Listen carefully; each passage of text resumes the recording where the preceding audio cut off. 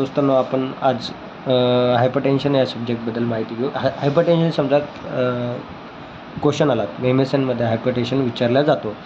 तर हायपरटेन्शन काय आहे? स्ट्रेस, अनॅक्झिटी, त्याच्यानंतर येतो ओबेसिटी येते, त्याच्यानंतर येतं काय येतं कॉजेस त्याचे, म्हणजे असे आहेत की नेमकं काय स्ट्रेस आहे, टेन्शन आहे. काही स्पिरिच्युअल माहिती अशी असते की आपलं जे ब्लड प्रेशर असतं ते हायपर होतं. तर त्याचं म्हणजे ब्लड प्रेशर कसं होतं 140, 90 किंवा 150, 100. डायस्टॉलिक आणि सिस्टॉलिक. हायपरटेन्शन महत्त्वाचं काय असतं? हायपरटेन्शन महत्त्वाचं काय असतं? डायस्टॉलिक आणि सिस्टॉलिक. हायपरटेन्शनमध्ये म्हणजे ब्लड प्रेशरची इन्क्रीज होतं आणि डिक्रीज होतं. तर त्याची डेफिनेशन बघू.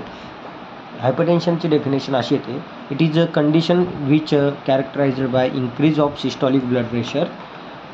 सिस्टॉलिक ब्लड प्रेशर किती?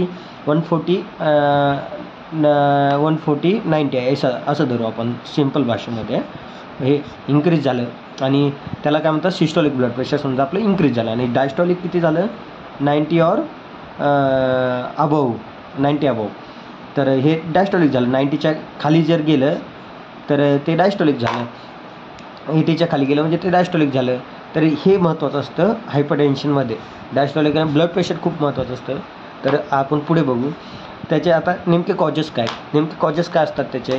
फॅमिली हिस्ट्री, हायपरटेन्शन, घरी कोणाला हायपरटेन्शन वगैरे काही आहे का, हे महत्त्वाचं आहे. आपण त्याचं फिजिकल एक्झामिनेशन किंवा फॅमिलीला वगैरे विचारून आपण त्याची माहिती घेऊ शकतो की तुम्हाला घरी कोणाला हायपरटेन्शनचा वगैरे त्रास आहे का, फादर मदर जे कोणी असेल फॅमिली.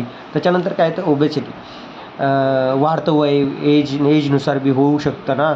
एक 50+ असेल तर इन्क्रीज होऊ शकतं. त्याच्यानंतर स्ट्रेस असेल, काही टेन्शन असेल, काही स्लीपलेसनेस, झोप वगैरे झाली नसेल, काही फायनान्शियल प्रॉब्लेम वगैरे असेल तर असं होऊ शकतं माणूस स्ट्रेसमध्ये असल्याच्यानंतर, किंवा स्ट्रोक वगैरे लागू शकतो अशामध्ये हायपरटेन्शनमध्ये. तर आता त्याचे अक्यूट त्याच्यानंतर कशिंग सिंड्रोम होऊ शकतो. त्याच्यानंतर हायपर थायरॉइडिझम होऊ शकतो. त्याच्यामुळे ब्रेन ट्यूमर पण होऊ शकतो, कारण शॉकमध्ये गेल्याच्यानंतर ब्रेन ट्यूमर होतो. त्याच्यानंतर पॉलिस्टॅटिक किडनी डिसीज होऊ शकतो. त्याच्यानंतर प्रेग्नन्सीमध्ये काहीतरी डिफिकल्टीज येऊ शकतात.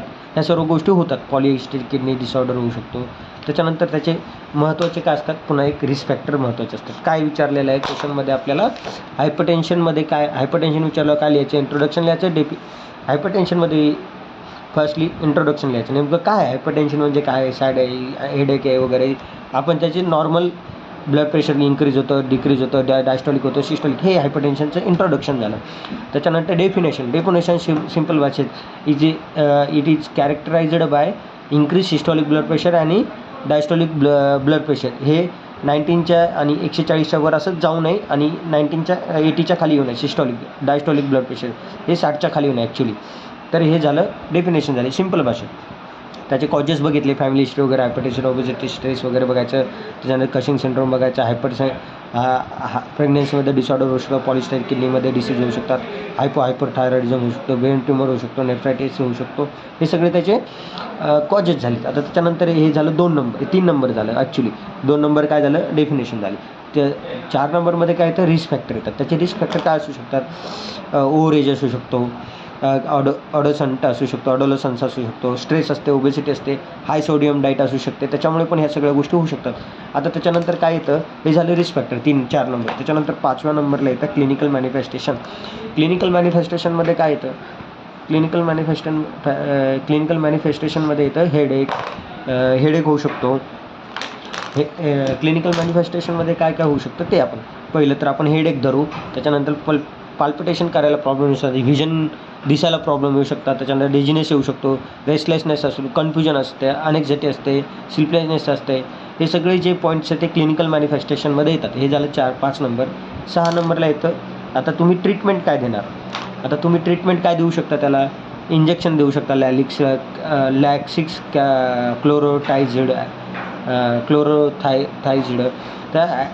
त्याच्यानंतर बीटा अँड्रोजेनिक देऊ शकता. हे ब्लॉकेजचं दुरुस्ती करते. हे झाले ट्रीटमेंट झाली. आता नर्सिंग मॅनेजमेंट काय येईल याला? नर्सिंग मॅनेजमेंट काय? फिजिकल ऑब्झर्वेशन येईल. त्याच्यानंतर त्याला तुम्ही मेंटेन असं इन्व्हायरमेंट देऊ शकता. त्याच्यानंतर तुम्ही त्याला क्लिअरली जे ड्रग्ज दिल्या जातात त्याचं व्यवस्थापन कसं आहे ते बघू शकता. या सगळ्या गोष्टी यामध्ये येतात.